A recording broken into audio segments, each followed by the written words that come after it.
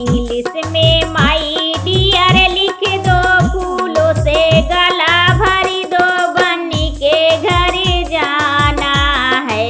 English में my dear लिख दो, फूलों से गला भरी दो, बन्नी के घर जाना है।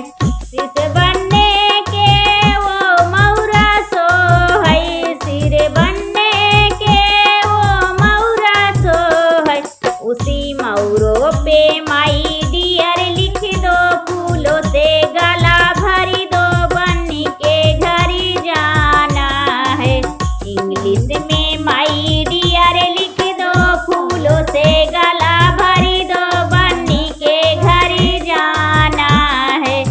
बनने के अंगों में वो जमवा सो है, बनने के अंगों में वो जमवा सो है, जमो पे माई डियर लिख दो, फूलों से गला भरी दो, बन्नी के घर जाना है। जमो पे माई डियर लिख दो, फूलों से गला भरी दो, बन्नी के घर जाना है। इंग्लिश में माई डियर लिख दो, फूलों से गला भरी दो, बन्नी के घर जाना है।